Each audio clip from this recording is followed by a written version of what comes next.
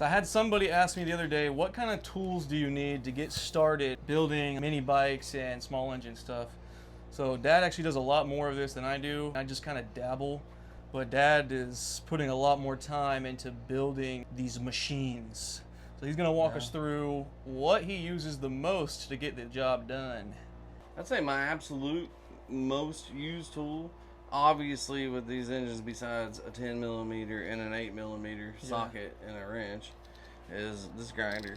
For everything I do, cut off wheel and this flat wheel, man, all the customization that I do to these frames and cutting parts, and I don't have high-tech stuff. I don't have a plasma, so I cut everything with a grinder by hand. Well, I did bring you a bandsaw today. That's right, it's over here.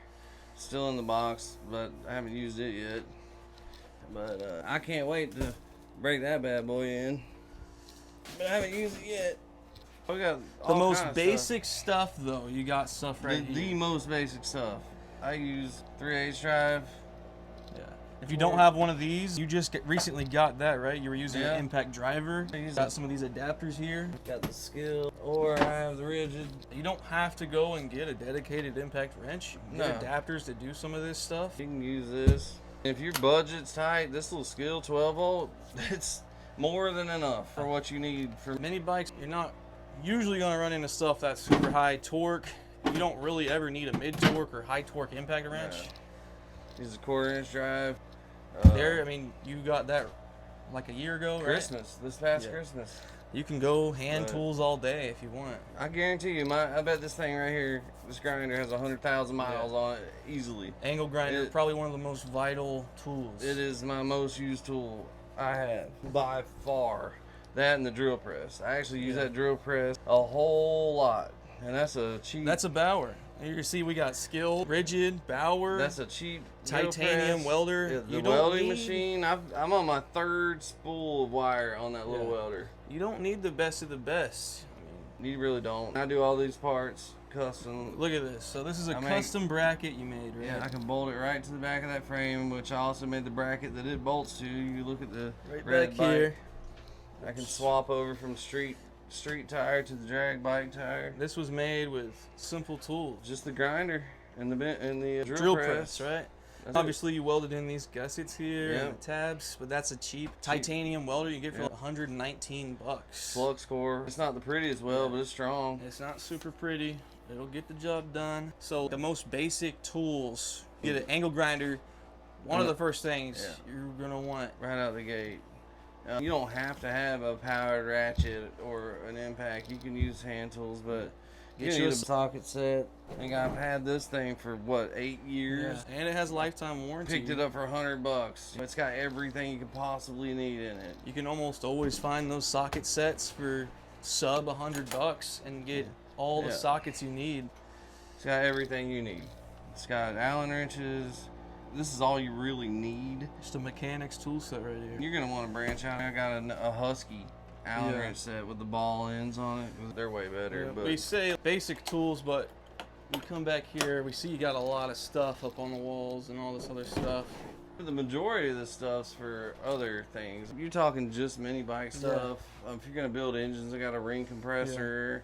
If you're going to be building an engine yourself, you definitely need a ring compressor. You don't have to have a super fancy one, but I got a little micrometer. Yep.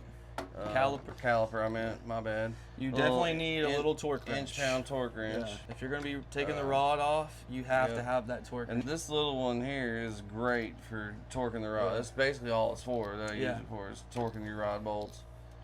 But it does a good job. I think Caleb got it from a sponsor. I forgot to talk about them. It's Suzumi. Go check them out. I'll link it. I think you did. I remember seeing the video. I don't know. Maybe I did. You did. Another cheap thing that I use for chain alignment.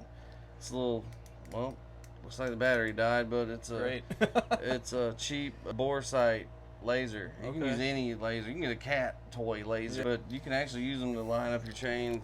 You go off the back of your sprocket here up to the clutch or whatever front driving sprocket you got to make sure it's straight. Use that little cheap laser to make sure everything's straight. Don't look at this. That's not straight. We know. What do you mean, man? I got every other tool you can imagine, but a lot of measuring tools. Something that would be nice that Little Dad still doesn't have. Vices. Pipe bender. I need a pipe Or bender. a tube bender, whatever you want to call it. But I know I do. he still gets it done. Like all these exhaust pipes, All of them. you can use an angle grinder for. Made this, the one on this bike, all the pipes, all exhausts I Almost have, all these pipes are custom. all of them. I do have a tire bead breaker over here on the wall. We got a tubing coper in the box we haven't even used yet, because I don't really need it until I get my pipe bender. But another thing I find myself using a lot, zip ties. Definitely need zip ties. But, Consumables. You're gonna need snap ring pliers. You gotta have snap ring pliers. You gotta have some wrenches too. You gotta have 10 wrenches where sockets won't fit Yeah. or whatever. You're on the other I side. got ratchet wrenches. You can get a cheap set like I did from Walmart. You don't need the expensive stuff. Yeah, you got some hyper tough wrenches over here. They work just fine. We see a lot of people, especially in the tool space on the main channel, talk about these Harbor Freight tools are not worth your money at all, and it's Walmart tools and What are you get the doing? job done. But even if you are building mini bikes as a profession and you're making money, what do you consider professional? Another thing, I use this quite a bit, believe it or not, for loosening old stuck bolts to bending steel. I do a lot of custom frame stuff here. All our bikes, I've done framework. The majority of this doodle bug was fabricated by you. The whole- Triple pretty tree fork and bars set up here. Everything. You made all the gussets you made, much engine mounts, the stretch tabs, everything. yeah, all of it. Right here with a grinder, drill press, and The most basic tools. the most basic. I Do don't the need a lot. Big fancy tools make it easier, and they probably do. Yeah. Still don't even have the big fancy tools yet. No. I keep all my high-tech stuff in this little tiny toolbox Yeah. over here. Storage is overlooked. Something you want, a deburring tool, You got to have a feeler gauge as well. center punch, filler gauges. You need these. You do that's super cheap. You got to set your valve lash and your Coil coil gap. gap. Other than that, you don't really need it. Another thing you're gonna need for sure, and you can get these for $3 anywhere. Valve stem tool. What was cool about the Trailmaster is the valve stem cap is also a tool. That was super cool. I keep flashlight, little notepad, spark plugs, or our custom Young Original coins. Keep those in here. Those are pretty dope. I don't know if you can see that. Little pirate coin. Pretty sweet. We put those on the bike. Our little emblem. We're trying to get started anyway. That's the You know, logo of the channel right there. Yep. It's pretty sweet. You need an air compressor. I use the air compressor a lot. Oh, Die grinder. I use it pretty often. And if you don't have the room, You I've can got an electric die grinder, Right. or you got this right here.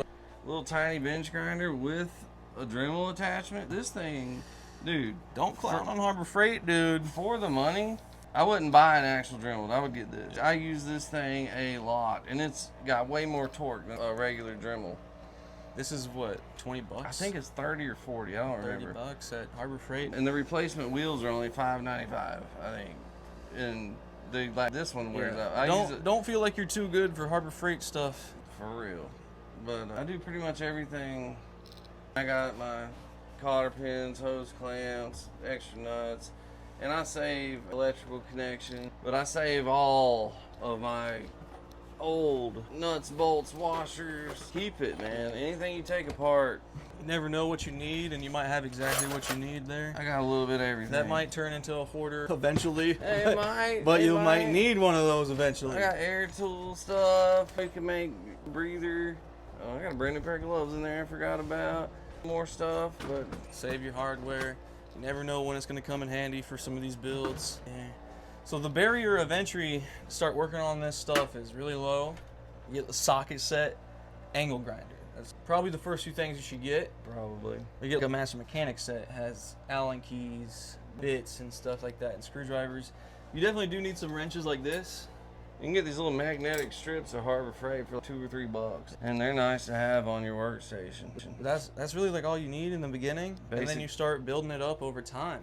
Basic screwdriver set, some clamps, whatever. That's it. Thank you for watching.